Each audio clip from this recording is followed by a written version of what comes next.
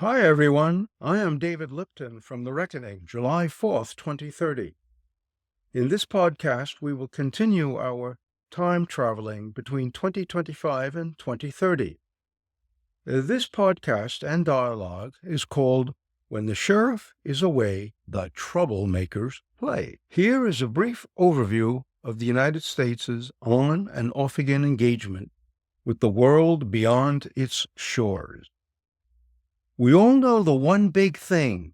The United States is the world sheriff, and when the sheriff is distracted and indifferent to events beyond its borders, the troublemakers, always unhappy with the way things operate, are back at it, stirring all kinds of trouble.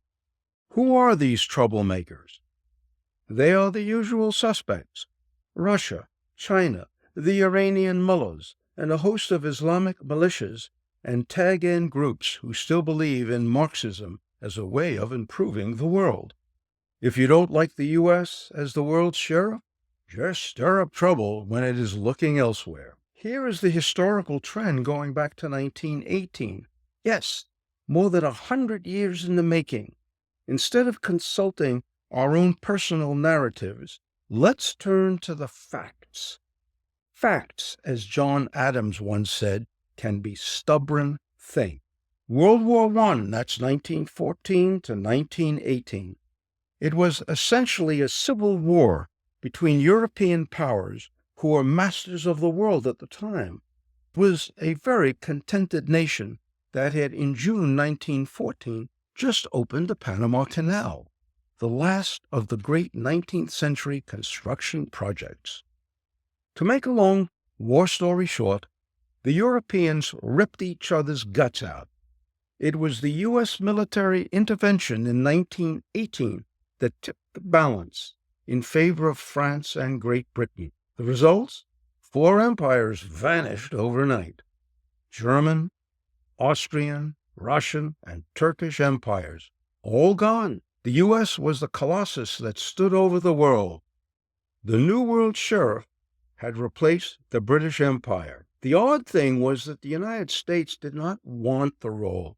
It just wanted to stop all the noise abroad and be happy in its own backyard. The years 1919 to 1941. The U.S. departs, and the policy of appeasement begins.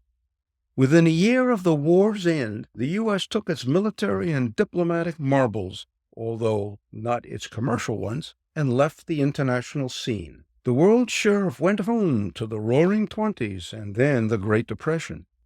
In the power vacuum left, in 1919, no country in Europe or elsewhere was able to counter German and Japanese aggression. The age of wishful thinking and appeasement prevailed. Great Britain and France had a choice between peace and honor. They chose appeasement and got war instead. The troublemakers, the malcontents of the day, Germany and Japan, took as much as they could until they lost it all. Again, compliments of renewed U.S. muscular military power on the Western Front and the Mediterranean, together with massive loans to directly support financially the Russians to sustain them in their fight against Germany, the world sheriff managed to restore order by 1945 in Europe and in the Pacific Ocean, all the way to Japan. Bear in mind that the U.S. only sprang into action after the Japanese attack on Pearl Harbor in December 1941. As one Englishman wistfully noted, when the U.S. plays with a fraction of its immeasurable strength, what you get is world disorder. After the defeat of Germany in 1945, the world sheriff did not go home. It stayed in Europe and the Pacific, Japan and Korea. And those were the years between 1945 and 1991, usually called the Cold War.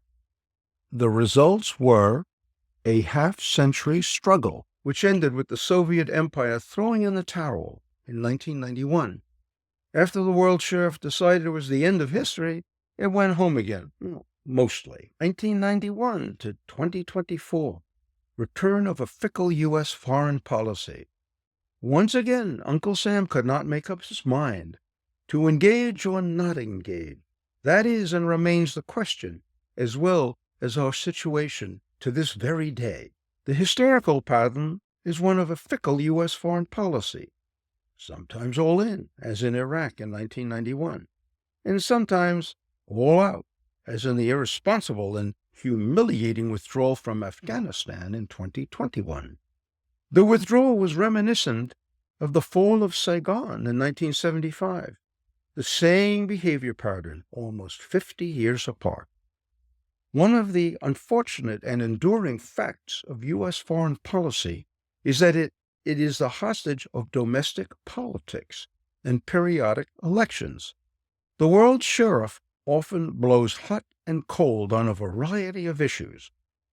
Those troublemakers, the malcontents, those bad actors, recognize this tendency and take full advantage of it.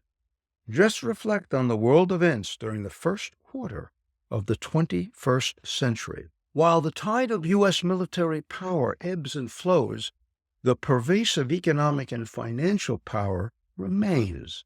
The U.S. wants it both ways, commercially all in, while politically indifferent. Use our currency, but don't bother us. While the tide of U.S. military power comes and goes, its dollar still hangs out there. Here are some facts, in fact, 2 statistical facts that tell everything.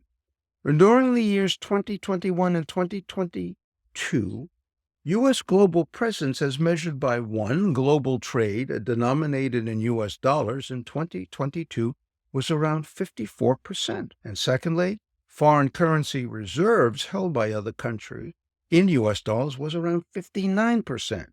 No other country comes near those numbers, and that includes China and all the Eurozone countries. The only question in the minds of many people around the world is whether the U.S. will make its military presence felt or not. The world's troublemakers are always watching and ready to pounce if the world sheriff is asleep at the switch. Here is the takeaway from this podcast. The world sheriff actions over time undercut a sustainable approach to a stable world order. In the next podcast, we will propose how the U.S. could have broken the destructive dynamic of Arab-Israeli relations of the last half-century. For a more comprehensive account of how we got into our present fix, visit Amazon.com and download The Reckoning, July 4th, 2030.